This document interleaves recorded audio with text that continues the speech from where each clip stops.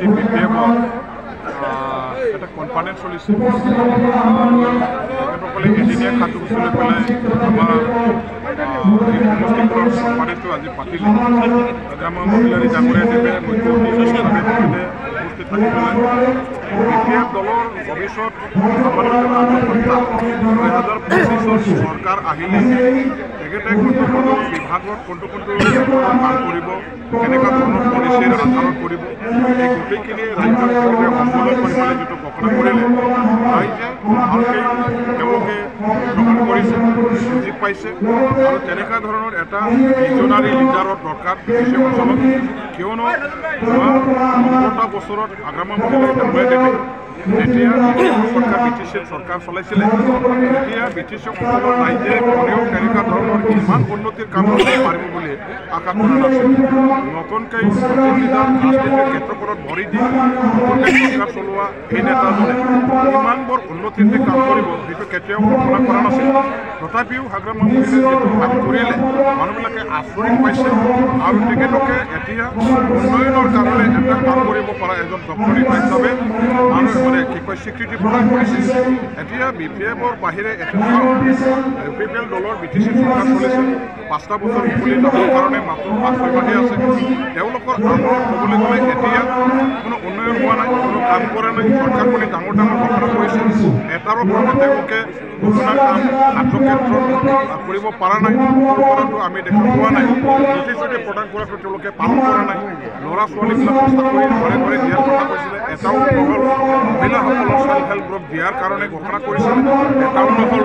আৰু বড়োলেণ্ড অঞ্চলত এনেকুৱা ধৰণৰ উন্নতি কৰিবৰ কাৰণে কিছুমান ইণ্ডাষ্ট্ৰী বহুৱাবৰ কাৰণে কথা কৈছিলে প্ৰতিশ্ৰুতি দিছিলে এইবিলাক ৰূপায়ণ নহ'ল এইবিলাক এটাও নহ'ল তাৰপিছত আপোনালোকে চাব বিটিচি অঞ্চলত আমাৰ যিমান হেজাৰ হেজাৰ ভেঞ্চাৰ স্কুলবিলাক আছে এই ভেঞ্চাৰ স্কুলবিলাকৰ প্ৰভিঞ্চিয়েলাইজেশ্যনৰ কাৰণে তেওঁলোকৰ একমত আছিলে এইবিলাক এটাও তেখেতসকলে আজি মানে প্ৰভিঞ্চিয়েলাইজ কৰিব নোৱাৰিলে ৰূপায়ণ কৰাটো নহ'ল আমাৰ হেজাৰ হেজাৰ NDPৰ যুৱক যুৱতীসকল যিসকলে চাৰেণ্ডাৰ কৰিলে তেখেতসকলক এজনকো চাকৰি নিদিলে তেওঁলোকৰ আজি মনোসংস্থাপনৰ কাৰণে আৰ্থিক অনুদান হিচাপে গভৰ্ণমেণ্টে যিমান দিছিলে সেই আৰ্থিক অনুদান দিয়াৰ বেলেগতো তেখেতসকলে সংগঠন গ্ৰুপ এইবিলাক চাই মেলি আজি বঞ্চিত কৰিছে বহুজনে আজিলৈকে পোৱা নাই শ্বহীদ পৰিয়ালৰ আমাৰ যিসকল মানে হেৰি আছে আৰ্থিক অনুদান গভৰ্ণমেণ্টৰ পৰা 5 লাখ দিব লাগে সেইখিনি আজি তেখেতসকলে দিবলৈ সামৰ্থ্য নহ'ল আজিলৈকে আমাৰ শ্বহীদ পৰিয়ালে পইচা পোৱা নাই বিভিন্ন ধৰণৰ আজি তেখেতসকলে ব্যৰ্থতা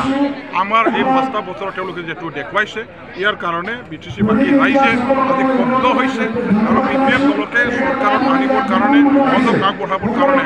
আজি আমাৰ ৰাজ্যৰ পৰা সঁহাৰিটো আমি লাভ কৰিছোঁ কনফাৰেন্সত মানুহবিলাকে যেনেকুৱা ধৰণৰ সহযোগ আগবঢ়াইছে সঁহাৰি জনাইছে শুনিবলৈ তেখেতসকলে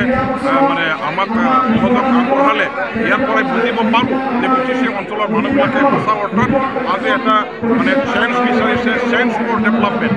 চেঞ্জ ফৰ মানে ৰাইটছ উন্নয়নৰ কাৰণে অধিকাৰৰ কাৰণে চেঞ্জ এটা বিচাৰিছে আগামী মহিলাৰী ডাঙৰীয়াদেৱক এইটোকে আজি আমাৰ এই কনফাৰেন্সত আমি দেখিবলৈ পাইছোঁ আৰু ইয়াৰ কাৰণে মই চৰাইবিল সমষ্টিবাসী ৰাইজ আৰু কৰ্মীসকলক ধন্যবাদ জ্ঞাপন কৰিছোঁ আৰু বিটিচিবাসী ৰাইজলৈ মই অনুৰোধ কৰিম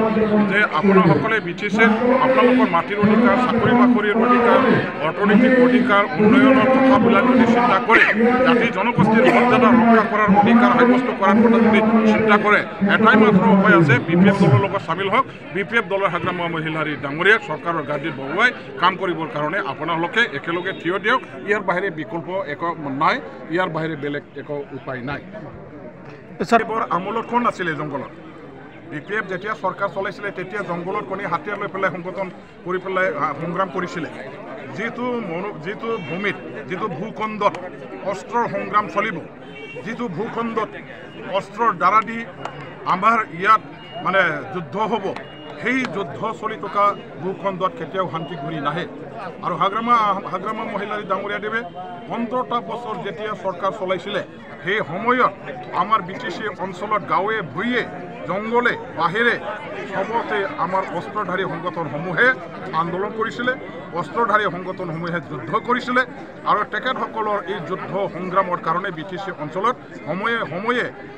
সময়ে আমি নিবিচৰা ধৰণৰ এইবিলাক অঘটন ঘটনা হিংসাত্মক ঘটনা ঘটি গৈছিল ইয়াৰ কাৰণে সেইটো ঘটনা ঘটি যোৱাৰ কাৰণে চৰকাৰ চলোৱা নেতা চৰকাৰ চলোৱা দলবিলাকক চৰকাৰক আমি দোষাৰোপ কৰিব নোৱাৰোঁ সেইটো সেই সময়ৰ এটা পৰিস্থিতি সেই সময়ৰ এটা সংগ্ৰামৰ এটা ঘটনা আৰু এই সংগ্ৰাম যিহেতু এতিয়া এটা ভাৰত চৰকাৰৰ লগত চুক্তি কৰাৰ দ্বাৰা দি সমাপ্ত হৈ গ'ল আৰু সংগ্ৰামটো শেষ হোৱাৰ লগে লগে অস্ত্ৰধাৰী সংগঠনসমূহে যিহেতু মূল হোটেলে ঘূৰি আহিছে অস্ত্ৰ এতিয়া আমাৰ সমাজত নাই আমাৰ অঞ্চলত নাই ইয়াৰ কাৰণে শান্তি ঘূৰি আহিছে ইয়াৰ কাৰণে বাবা লোৱাৰ কি যুক্তি আছে সেই সময়ত তেখেতসকলে গভৰ্ণমেণ্টৰ লগত আলোচনা চলাই থকা অৱস্থাত আছিল হাগ্ৰামা মহিলাৰীয়ে তেখেতসকলক সহযোগ আগবঢ়াইছিলে কিন্তু হাগ্ৰামা মহিলাৰী চৰকাৰৰ আমলত তেওঁলোকৰ আলোচনাটো একে ফলপ্ৰসূ হ'বৰ কাৰণে যিটো সময় বা সুযোগ পাব লাগিছিল সেইখিনি নোহোৱাৰ কাৰণে আধৰুৱা হৈ থকা সেইখিনি অলপ যিটো সময়ৰ দৰকাৰ আছিল সেইখিনি সময় সুযোগ তেখেতসকলে চৰকাৰত আহি পেলাই পালে গতিকে এতিয়া শান্তি বিঠিছি যদিও আছে সেইটো হাগ্ৰামা মহিলাৰীয়ে আৰম্ভ কৰা শান্তি আৰু ইয়াৰ এটা সুযোগটো আজি উপি পেলাই পাইছে